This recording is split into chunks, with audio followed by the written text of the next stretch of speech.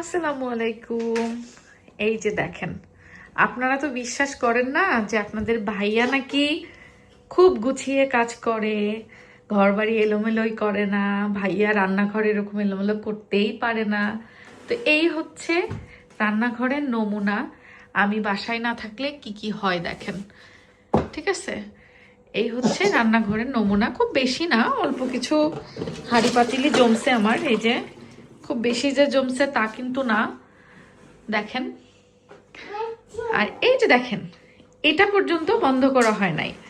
এখন আমাকে একদল আপুরা এসে বলবে যারা তার ভাইয়ের সাপোর্ট নেয় যে না, এগুলো ভাইয়া করতেই পারে না। তো যাই হোক, অত শত তর্কে যাব না।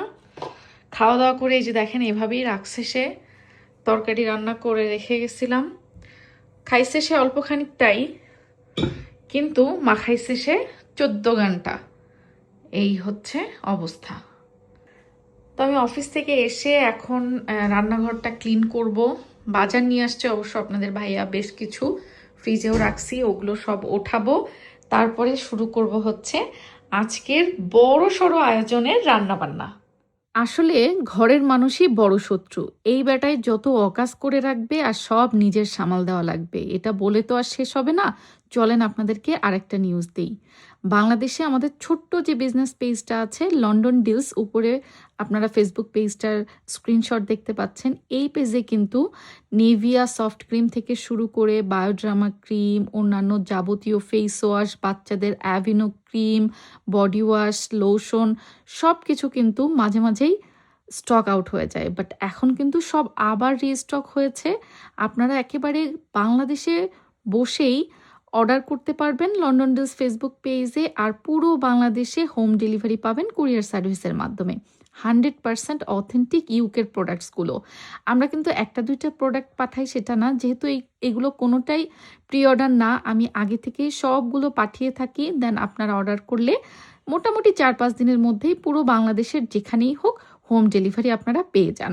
একেবারে 100% অথেন্টিক ইউকের প্রোডাক্টসগুলো, লোশন, ভ্যাসলিন থেকে শুরু করে সব কিছু কিন্তু ইউকেরটাই আপনারা বাংলাদেশে বসে পাবেন। আসলে বাংলাদেশে তো অনেক রকম প্রোডাক্টই পাওয়া যায়, কম দামের মধ্যেও অনেক পাবেন সেম জিনিস, বাট সেগুলো কিন্তু ইউকে কোয়ালিটির না। আর তাছাড়া বাংলাদেশের জিঞ্জিরার প্রোডাক্ট তো রয়েছেই।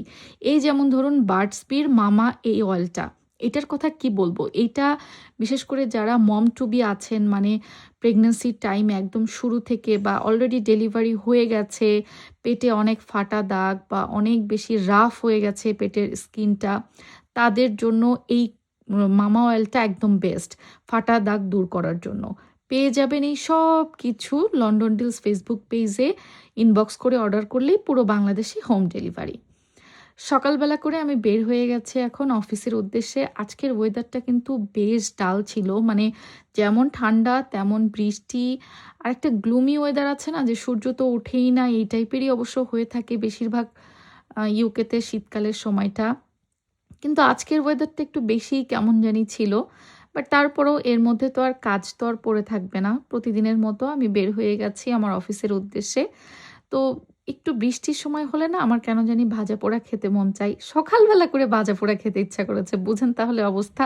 তো আমার অফিসে যাওয়ার পথে স্টেশন থেকে নেমেই হোয়াইট চ্যাপেলের এখানে বেশ কিছু দোকান থাকে, যেখানে বিভিন্ন ধরনের সবজি থেকে শুরু করে খাবার দাবার হোটেল সব কিছু থাকে। ওখান থেকে আমি নিজের জন্য পাশাপাশি আমার কলিগদের জন্য কলিজা সিঙ্গারা নিয়ে নিলাম।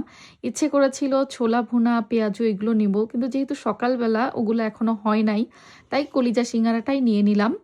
নিয়ে এবার অফিসে চলে এসেছি। তো অফিসের কাজকর্ম শেষ করে আজকে অবশ্য জম্পেশ একটা লাঞ্চ ছিল, মানে অফিসের সবার সাথে কলিগদের সাথে আমার খাওয়া দাওয়া তো প্রতিদিনই হয়, বাট ভিডিও তো আসলে করা হয় না।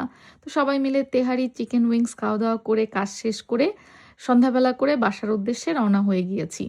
অত ফুটেজ আসলে আজকে নেওয়া হয়নি, কারণ আমি খুব তাড়াহুড়ার মধ্যে ছিলাম। বাসায় গিয়ে রান্না করতে হবে, আমার মিস্টার ঘরবাড়ি কী করে রেখেছে তা তো ভিডিও শুরুতে দেখতেই পেলেন। প্রতিদিনই আমার অফিস থেকে ফেরার পথে চিন্তা থাকে যে বাসায় যেয়ে দেখবো যে এই ব্যাটা পুরো ঘরবাড়ি যা করে রেখেছে তা মনে হয় কোনো মানুষের শত্রুও করে রাখে না। বাট তারপরেও কিছু করার নেই, বাড়ি যাই দেখি আমার জন্য আসলে কি সারপ্রাইজ অপেক্ষা করছে। বাসায় ফেরার পথে অবশ্য লন্ডন থেকেই, মানে হোয়াইট চ্যাপেলের যে জায়গাটায় ওই যে আপনাদেরকে দেখালাম সবজি টবজি পাওয়া যায় অনেক ফ্রেশ, ওখান থেকে আমি একটা বড় সাইজের পেঁপে কিনে এনেছিলাম। যদিও ওটা বাংলাদেশি পেঁপে না, বাট তারপরেও পেঁপেটা দেখে খুব ভালো লাগলো। জানি না ভেতরে কেমন হয়। বাসায় গিয়ে ১ম এ ওটা কেটে খাবো, তারপরে অন্য কাজ।